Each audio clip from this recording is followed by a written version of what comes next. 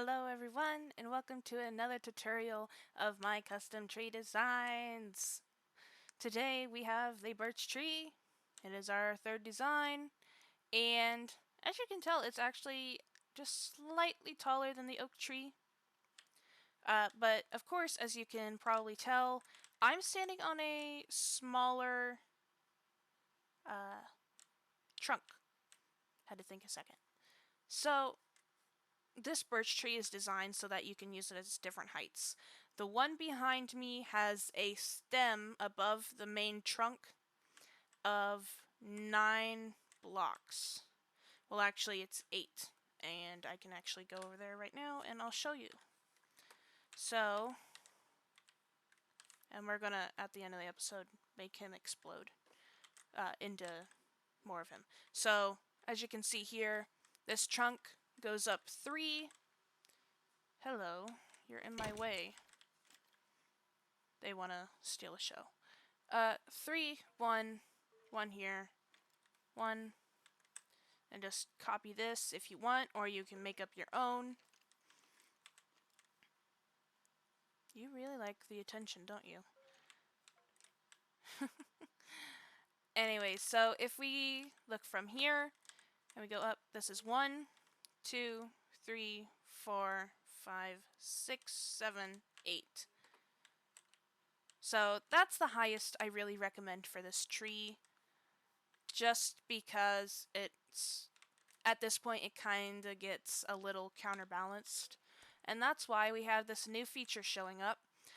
These represent roots that are in the ground, and of course, you can make them longer, make them go diagonal, however you like.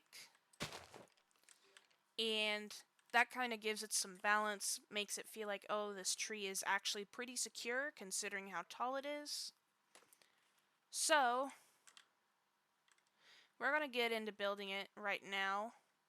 And we're going to build, obviously, a smaller one so you could see how maybe it looks kind of like a growing forest of trees.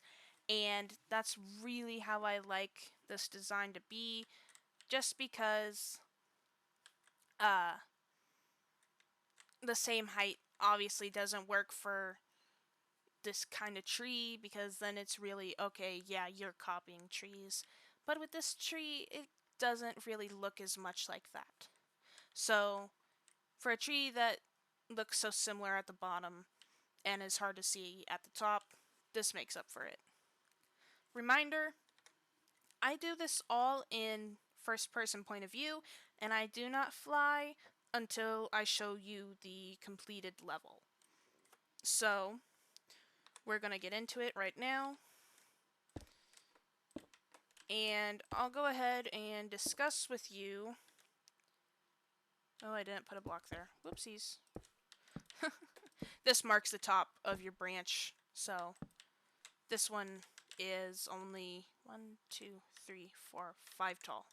And then you start your levels. So, let's get into this. So, as I was saying before I realized that, I'm going to be explaining how I have the design in my head when I was originally doing it. So, I wanted the tree to be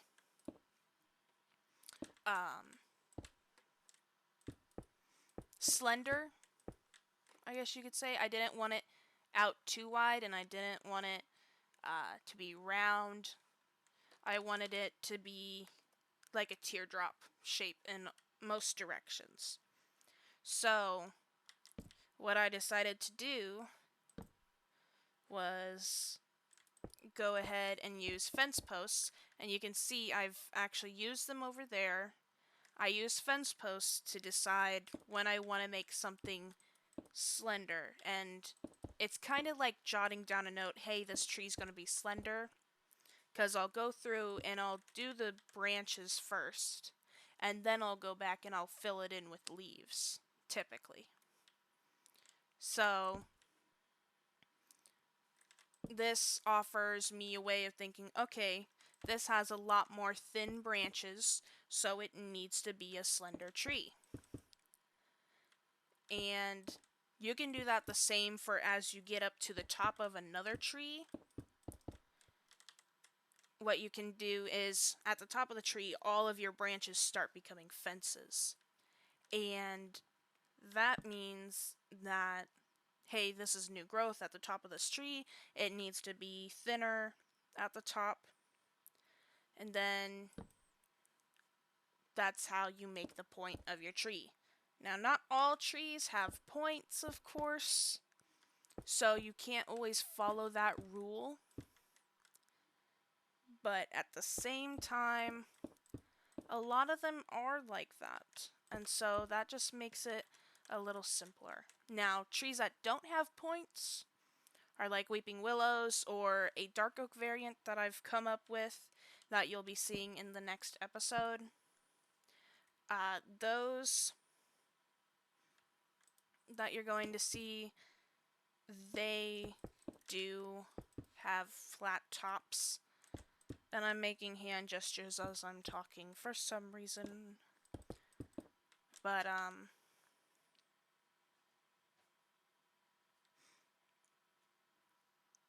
as I gather my thoughts here,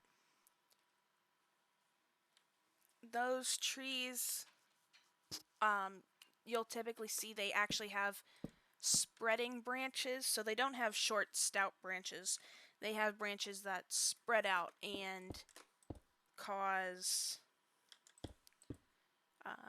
large canopies. That's the word I'm looking for. So those will be a lot broader, like the bottom of the spruce tree over there. So when you're working with fence posts, as a gentle reminder, all of the sides should be covered. Absolutely. If you see one that isn't covered in this episode clip as we're like circling the tree, that is totally just an error as I run my command, which you'll see me use here at the end of this clip when I convert the tree over into actual leaves. But for another thing with these trees is when I make this tree, I make sure that all of these sides only usually always only have one block, just to make it even more significant that this is a slender tree. It should be slender. It should not be bulky. The only time it will have more than two is around the trunk, or if it just makes more sense to have two on that branch. So, fly up here. And we're almost done. We only have one more level, and then we're gonna cap the tree. And then again, we'll go over what you can do for the trunk and all that. So here's the first cap. Here's the second cap. As you can see, it is a tree. No, just kidding. It's mostly smooth. Mostly. It does have a little bit of rough edging over here, and especially on the back side, just so it's not symmetrical. Trees should not be entirely symmetrical, but they also should not be too rough. So we're going to go ahead and do that command that I was talking about earlier. And I'm actually going to be doing this command later on, and it's going to be in a series that I typically use. It's going to be typically used commands that I use for replacement of World Edit. I do have World Edit. I'm working on teaching myself it. It's not too hard to use, but I really do enjoy my commands that I already have. Alright. As you can see, I say that a lot, but there's none missing on these branches this time, thankfully. When I converted the tree over there, the top disappeared, but it hasn't this time, so we're all good there. And so this is the completed birch tree. Well, the top, I guess you could say. Now again, with these, like I demonstrated over there, you can space them out and whatnot. And you can bring these back. It doesn't look as good because of the black on the trunk and whatnot, but it still adds that support that makes you feel like this is a very strong tree. It can definitely support that weight on top with all the branches, and it makes it really look strong and healthy and all that. There is a tree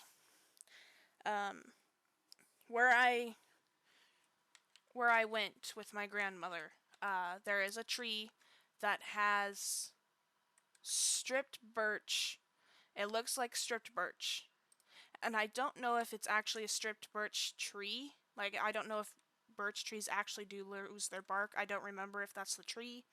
But there is a tree that loses its bark. And it looks exactly like stripped birch, if not even whiter. But it's a really nice tree. If it's not the birch tree, I'll have to look and see. But if it's not, I will definitely create a design and we'll use this stripped birch log and the stripped birch wood for it.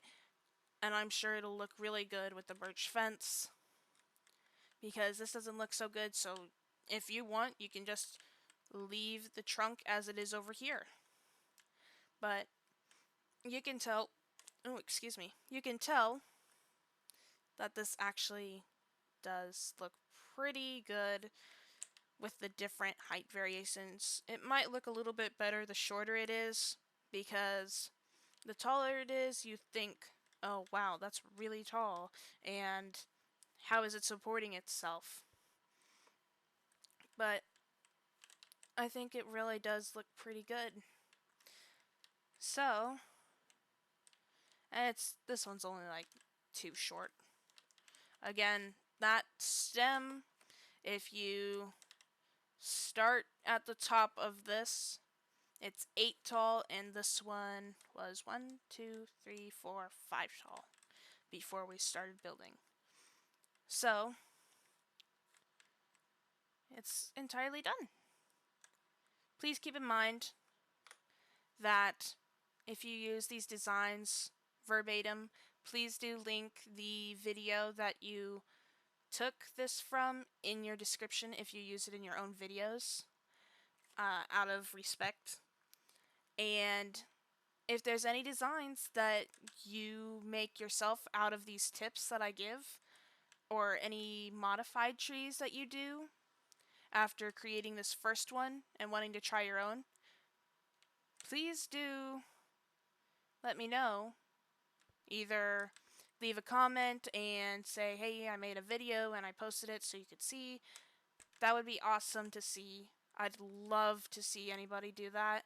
And obviously, you shouldn't have to. You'll probably have a title that says Primus Tree or whatever. But really, thank you for the support of everybody who does watch these videos. They do really, it really makes me feel good to be able to contribute to the Minecraft YouTube community, especially with everything going on right now and people really having a lot of time on the game with what's going on in the world. So, if Mr. Skeleton Horse is still here, they like to run away. I will say that. I don't know. If we can't find him, we will definitely go ahead and wait for one to spawn in, and you'll see that at the end of the video. For now, I'm gonna get going. I actually just mistook that chicken for the skeleton horse. For now, I'm gonna go ahead and get going. Got a lot to do on the Craftology server. If you are interested in that, you can check out my channel for that, and you can see everybody else that runs on the server from one of my videos in the description. Everybody is linked in that said description. So, I'm gonna get out of here. Stay safe out there, and I'll see you either in the next tutorial or on the Craftology videos. Hope this helped, and I'll see you then. Bye!